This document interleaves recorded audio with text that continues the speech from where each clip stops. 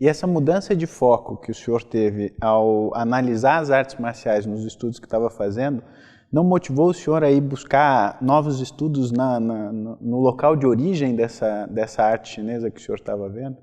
Isso é uma coisa interessante, porque surgiu aí um outro elemento que contribuiu para que eu pudesse atender a toda essa minha busca, que foi uma possibilidade de viagem para a China, graças ao irmão do meu Sifu, meu primeiro Sifu, Li Hongqi, que foi o grão-mestre Lei Winkei, que estava indo para a China para um curso de arbitragem de Wushu, e com isso pude acompanhá-lo nessa viagem, porque eu não tinha nenhuma experiência de viagem internacional, né? O mais longe que eu tinha ido era numa viagem de um seminário que foi ministrado em Manaus, foi a única vez que eu tinha pego avião até então, naquela ocasião, né? Então tudo para mim era novidade, e ele então ofereceu essa oportunidade para que eu pudesse viajar com ele, e foi uma coisa muito importante para mim, porque isso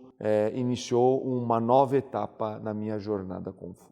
E o senhor nessa época então tinha acabado de começar a carreira como artista marcial e decidiu viajar para o outro lado do mundo. Como que como o senhor conseguiu fazer essa viagem, tendo começado tão recentemente a carreira? Eu acho que isso é típico da minha vida, né? Eu procuro não construir planos, porque muitas vezes a vida te oferece coisa melhor e você acaba desprezando essa coisa melhor. Então, uma coisa que sempre falo para as pessoas é justamente nesse sentido, né? De elas buscarem a sua vocação e ouvirem o que a vida está oferecendo, porque muitas vezes a vida oferece algo muito melhor que você estava esperando, que é o caso.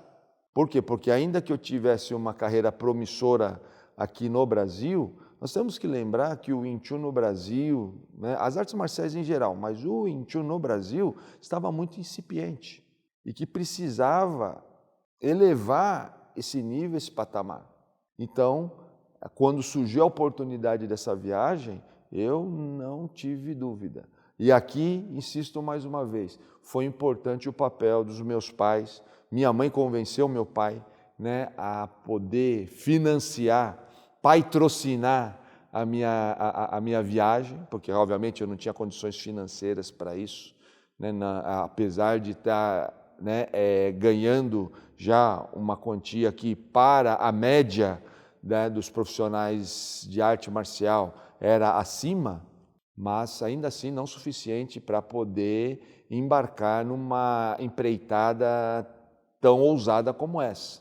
Lembrando que naquela época nós estávamos aqui no plano cruzado, né, onde a relação com o dólar era abismal, era de milhares, era 1 para milhares de reais. Né? $1 valia milhares de reais, não, né, de cruzados.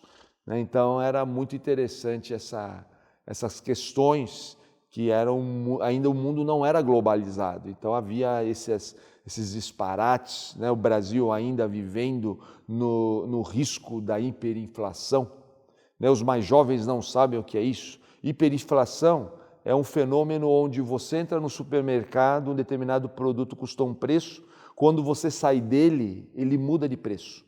Ele não a velocidade de mudança do preço ela é absurda. É claro que existem explicações mais técnicas, mas para o consumidor é essa explicação que interessa, né? E com isso, então, surgiram todas essas questões que são bem desafiadoras, né? Para que a gente pudesse iniciar um novo momento. E o senhor disse então que, acompanhado de outro mestre, o senhor foi para a China. Mas nós sabemos que o patriarca Moyá, à época, estava já morando nos Estados Unidos. Como é que o senhor conseguiu conhecê-lo?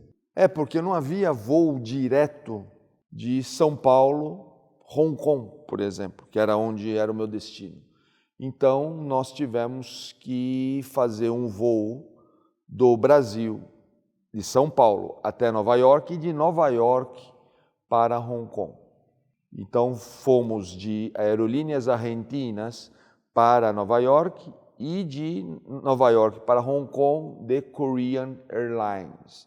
Eram os dois voos mais baratos, né, que existiam na época. E, curiosamente, a Korean Airlines era barata nessa época porque havia muitos ataques terroristas dentro do avião, né, dessa companhia, em função da Coreia do Norte, Coreia do Sul, etc. E com isso, então, né, os voos eram mais baratos, né? Então a gente, né, pôde pegar esse voo. E curioso, em cada voo da Korean Airlines havia um militar do esquadrão antibomba, né, que ficava, né, no fundo do avião, vestido de atendente de bordo, mas que nitidamente pelo comportamento você via que ele não era do ramo, né? Ele era de outro ramo, né? Mas estava lá, então a gente se sentia até confortável de vê-lo lá, porque sabia que se alguma bomba tivesse lá, né, ele poderia nos ajudar em algum nível.